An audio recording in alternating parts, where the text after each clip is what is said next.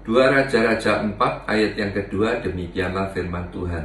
Jawab Elisa kepadanya, apakah yang dapat ku perbuat bagimu? Beritahukanlah kepadaku apa-apa yang kau punya di rumah.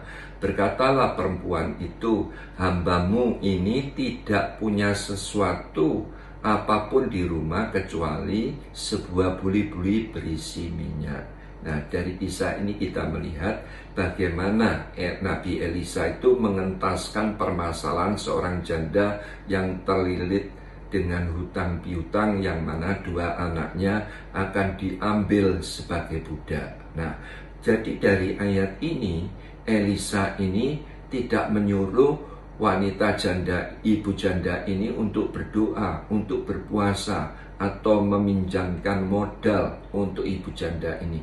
Tetapi apa yang dikerjakan oleh Elisa, ternyata Elisa ini membangkitkan mentalitas investasinya, saudara. Sehingga kalau kita lihat di dalam kisah tersebut, ibu janda ini dapat menyelesaikan beban permasalahan di dalam kehidupannya. Dengan Elisa ini, dengan menggunakan apa yang ada di rumahnya, saudara. Dengan menggunakan apa yang dianggap tidak berarti. Jadi jelas dari ayat ini, saudara, kita itu diingatkan bila ada yang tidak berarti di sekitar kita, itu tidak boleh diremehkan. Nah, ini penting sekali, ya. Jadi meremehkan yang tidak berarti itu membuat pribadi kita itu tidak bisa mengembangkan potensi yang ada pada diri kita. Saudara percaya enggak bahwa di dalam pribadi kita ada Roh Kudus? Nah, jadi pembelajaran ini mengingatkan bahwa kita sebagai anak-anak Tuhan, setelah terima Yesus sebagai Tuhan dan Juru Selamat, bila ada yang tidak berarti, kita tidak boleh meremehkan. Nah, seringkali kita itu meremehkan, menganggap sepele hal-hal yang tidak berarti. Betul tidak, saudara? Nah, tetapi kalau kita lihat di dalam Alkitab, sekalipun kelihatannya itu tidak berarti, saya mau katakan jangan diremehkan. Contoh, Tuhan Yesus memberi makan 5.000 orang pada zaman itu. Dengan apa? 5 roti 2 ikan. Sesuatu yang tidak ada artinya, seakan-akan begitu.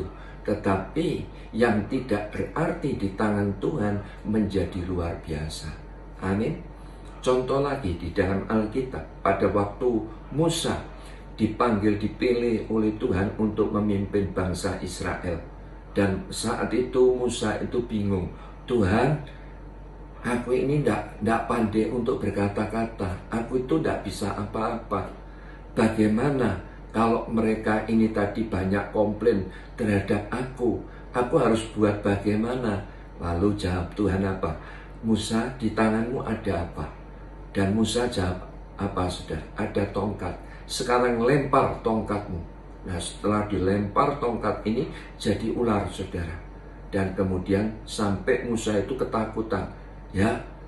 Dan kemudian Tuhan katakan, sekarang pegang ekor daripada ular ini tadi. Setelah dipegang jadi tongkat. Nah, jadi itu, saudara. Jadi seringkali kita itu meremehkan yang tidak berarti. Padahal kalau kita teliti di dalam Alkitab, sekalipun itu tidak berarti, di tangan Tuhan bisa menjadi luar biasa.